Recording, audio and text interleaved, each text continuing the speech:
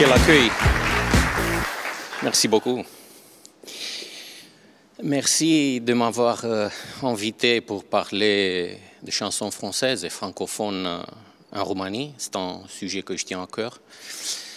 Et pour parler de ça, j'ai commencé à écouter la radio. Les radios, en effet. Parce que pendant une semaine, entre 4 et 10 octobre, j'ai écouté plusieurs radios, 8 réseaux nationaux en Roumanie. J'ai écouté leurs playlists pour voir ce qu'ils diffusent. Et je ne veux pas que vous preniez ça comme une sorte de sondage. Non, pas du tout. Pour faire un sondage, on a besoin de plusieurs playlists, plusieurs radios, avoir une vision plus large. Je voulais faire une sorte de photographie en ce qui concerne les chansons françaises et francophones en Roumanie. Donc, prenez les choses comme ça. Quelques observations sur les playlists des 8 réseaux nationaux qui, il faut le dire, font plus que moitié d'audience en Roumanie. Ils détiennent plus de 50% du marché radio en Roumanie. Il y a d'abord, pendant cette semaine-là, 24 titres par semaine diffusés par des playlists de type nostalgie. Ils sont des artistes français et francophones dans des proportions à peu près égales, comme Vanessa Paradis, comme Indila, comme Lara Fabian, comme Désirless, comme Jeu Dassin et comme Céline Dion. Puis j'ai trouvé, avec à peu près entre 4 et 8 diffusions, des playlists des radios généralistes qui diffusent une partie des artistes que je viens de vous citer, mais qui ajoutent en plus des noms comme Zaz, comme Alizé ou comme Khaled. Il y a bien sûr les chaînes nouveautés, avec moins de diffusion, maximum 3 par semaine. Et ici, j'ai trouvé que 2 noms, Aya Nakamura et Maître Gims. Il y a aussi un réseau où je n'ai pas trouvé aucune diffusion de chansons françaises. Et ici, je n'ai pas pris en calcul les artistes français ou francophones qui chantent en anglais. Comme par exemple, ici, les têtes de liste sont David Guetta et The Weeknd. Au total, donc, 46 titres par semaine. Et on ajoute les 600 titres diffusés par RFI. Vous avez un peu la perspective de ce qui se passe au niveau des radios en Roumanie. On peut dire qu'à peu près 90% de la musique francophone diffusée en Roumanie, c'est diffusé par RFI, qui est donc la radio francophone de Roumanie. Quelques mots, je voulais vous dire, sur les playlists de RFI. Le playlist, c'est un playlist atypique, parce qu'il n'est pas fait en fonction des tranches d'âge des auditeurs, mais c'est plutôt une liste qui est faite en fonction des goûts. C'est atypique parce que RFI se propose de soutenir et de promouvoir la chanson française et francophone.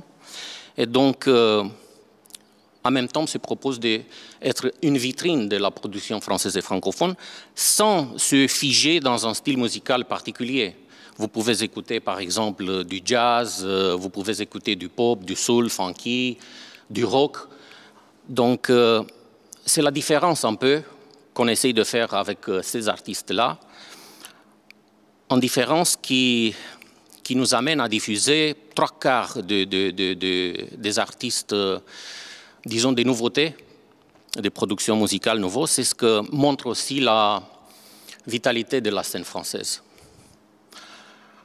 Pour être différente et pour apporter quelque chose de nouveau, comme une radio qui se propose d'être une radio d'actualité, y compris au niveau musical, on essaie de faire la différence par nos contenus. Et ici, permettez-moi de vous citer aussi un blog que vous pouvez trouver sur musique.rfi.fr, où vous avez des références sur les artistes francophones, vous avez des interviews, vous avez des chroniques, des nouveaux albums, vous avez même des reportages qui sont faits pendant les festivals francophones. Et je vous propose maintenant de faire une sorte de voyage. C'est compliqué, c'est difficile dans cette période-là de voyager, mais allons-y faire cet essai-là, de voyager autour du monde avec les artistes francophones proposés par RFI pour découvrir quelques noms, quelques régions intéressantes.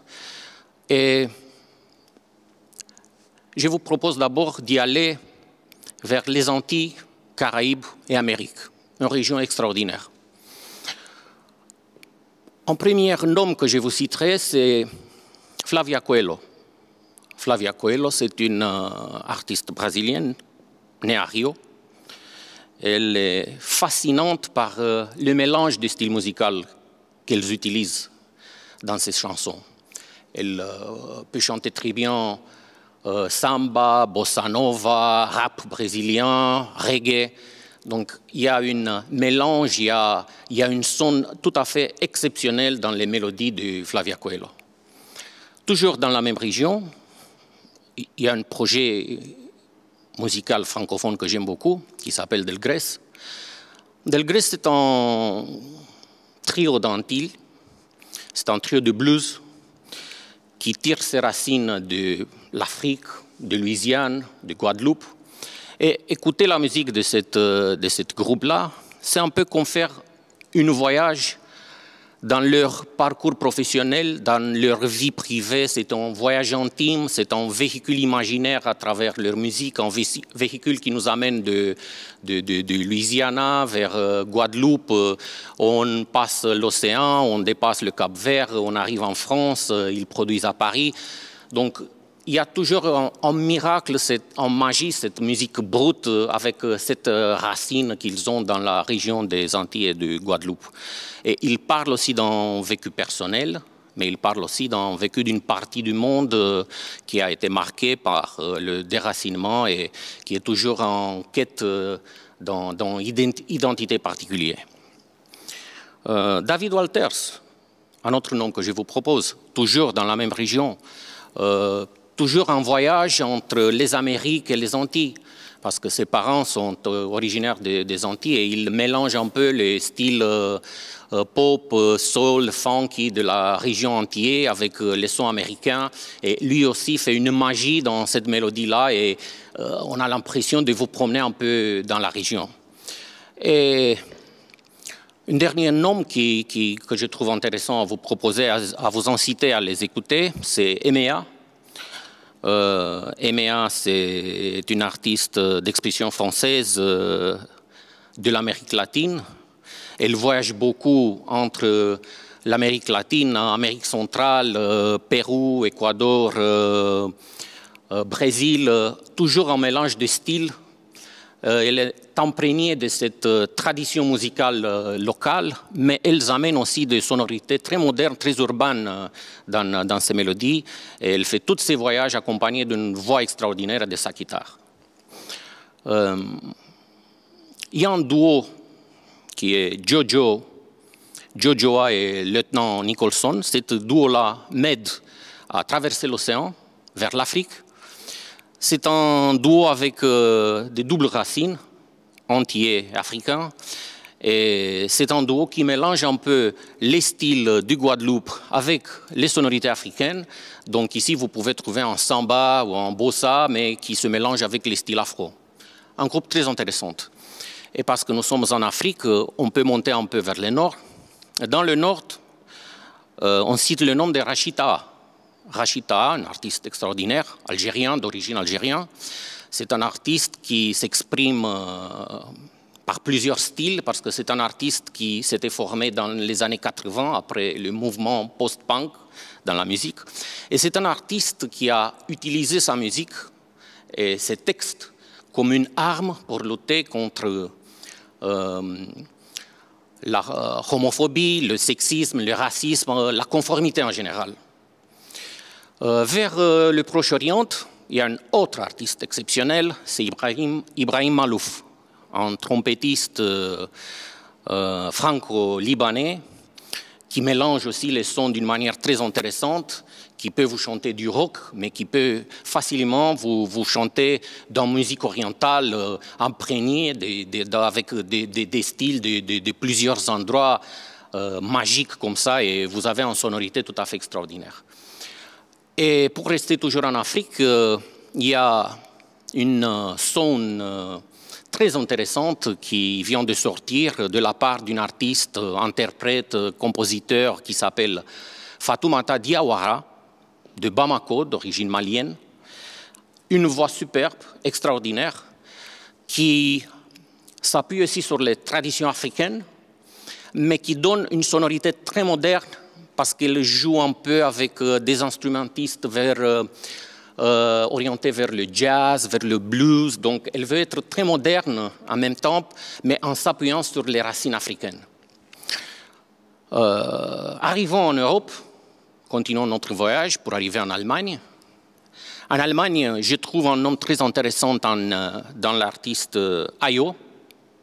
C'est une artiste née en Allemagne, comme je vous disais, d'un père nigérian et d'une mère d'origine rom, qui a eu une vie nomade à travers plusieurs pays, à travers plusieurs cultures. Donc ça l'a beaucoup imprégné et ça l'a beaucoup aidé dans ses chansons pour exprimer ses sentiments dans ses chansons. Elle joue un peu le soul et le folk. Une voix aussi extraordinaire qui a été récompensée avec le Globe de Cristal. Toujours en Europe, faisons une arrête en Belgique. En Belgique, où vous avez d'un côté un groupe rock très connu, Deus. C'est un rock indépendant d'il y a 30 ans qui vient d'émerger à Anvers. Un groupe très connu au niveau européen. C'était d'ailleurs le premier groupe qui a signé avec une maison de disques internationale. Une deuxième nom que je vous propose, mais j'en suis sûr que vous le connaissez déjà, il a été très très diffusé aussi en Roumanie, c'est Stromae. Stromae, un chanteur qui joue en hip-hop, électropop, avec aussi des influences caribéennes, congolais. Ils peuvent jouer aussi du rumba parce qu'il a une voix extraordinaire qui lui permet de faire ce qu'il veut un peu avec sa voix. Donc c'est aussi l'un des artistes francophones très très diffusés à travers le monde entier. Partons vers Suisse. En Suisse, il y a une référence helvétique qui s'appelle Helvet. C'est un projet musical francophone bercé des instruments électroniques, mais qui le mélange avec des instruments acoustiques. Il marie très très bien les synthétisateurs analogiques avec des instruments acoustiques comme ça. Il donne une sonorité très très moderne. Et partons de Suisse et arrivons sur ce plateau-là, en Roumanie, où vous avez vu déjà deux artistes francophones très connus, Keo et Alexandra Ungureanu, qui chantent en français et qui ont lié leur nom d'un projet French Mania. French Mania en soi, un voyage musical, parce que c'est un projet qui a fait voyager des artistes roumains à travers la Roumanie pour jouer en langue française. Voilà, j'espère que c'était un voyage qui vous a donné un peu le panorama de ces artistes francophones que vous pouvez écouter sur RFI, mais je m'arrêterai aussi pour dire 2 ou 3 mots sur la scène musicale française, qui est une scène musicale importante. Vous savez, en France, la culture, c'est une question spécifique. Il y a d'ailleurs des lois pour promouvoir et pour soutenir la diversité culturelle. Et il y a une loi qui impose des quotas à la radio, privée ou publique, pour diffuser des chansons françaises ou d'expression française. 40% par exemple des chansons doivent être pour les radios privées de chansons françaises ou d'expression française, dont moitié de ces 40% sont des projets nouveaux. Donc ça aide les nouveaux talents de s'exprimer, d'émerger. C'est une scène musicale très active l'année dernière, en 2020. La France a exporté très bien la musique. 13% des ventes des artistes français sont faits à l'étranger. Quelques noms français que j'aime beaucoup, c'est Christine and the Queens, c'est Polo Pan, c'est La Femme, et bien sûr c'est L'Impératrice. L'Impératrice, un groupe que je vous recommande parce que j'aime beaucoup les sonorités de la voix de Fleur Benguigui, qui est la soliste de ce groupe-là. Voilà. Ils sont encore beaucoup des artistes francophones que vous pouvez entendre en Roumanie si vous écoutez RFI, mais tous ont un point commun, ces artistes-là, c'est qu'ils sont des vrai perturbateur professionnel, si je peux dire comme ça, de la normalité, de la banalité, de conformité. Parce que la francophonie, c'est ça, c'est l'ouverture et la curiosité. Comment avez-vous choisi une carrière dans une chaîne francophone? En effet, ce n'est pas moi que j'ai choisi une carrière en radio. C'est plutôt la radio qui m'a choisi. Parce que dans l'été 90, quand j'étais étudiante, j'avais choisi une carrière technique. J'étais étudiante en électronique. Et donc, j'ai vu à un moment donné un billet qui était collé sur le mur de la fac qui cherchait des volontaires. Des volontaires pour aider à s'implanter en Roumanie RFI. Et donc, je me suis porté candidat et j'étais sélectionné. Et voilà, je suis entré dans cette aventure radiophonique. Mais je vous avoue que la radio a été un de mes premiers amours. Parce que j'écoutais la radio avant 89. J'écoutais Radio Monte Carlo sur les ondes courtes. J'écoutais la radio parce que d'abord, je voulais écouter la musique. Et puis, je voulais savoir ce qui se passe dans le monde. C'est ce que c'était un peu plus difficile avant 89 ici. Donc, la radio a été un de mes premiers amours. Et j'ai toujours aimé comment il réussit à créer cette atmosphère d'écoute particulière, mais d'une expérience partagée. Et même après tant et tant d'années dans la radio, j'aime toujours cet espace intime et personnel de la radio. Bonjour, monsieur le directeur. Quels sont les artistes francophones les plus diffusés sur RFI? Si vous pouvez nous en donner 3 exemples. Je vous remercie. Je ne sais pas si je peux vous donner des noms des artistes les plus diffusés parce qu'en général, à partir d'un certain délai du temps, tous les artistes ont le même nombre de diffusions. Bien sûr, quand il y a un titre qui sort, on peut avoir 1 semaine, 2 semaines, une forte rotation, c'est ce qu'on dit dans la radio. Mais en général, les artistes chez nous sont diffusés, on n'a pas des artistes qui sont plus ou moins diffusés. Donc, si vous voulez une approche personnelle, j'aime beaucoup Delgrès, j'aime beaucoup Ibrahim Malouf et j'aime beaucoup, comme je vous l'ai dit, l'impératrice. Quel conseil donneriez-vous à un artiste qui souhaite passer à la radio?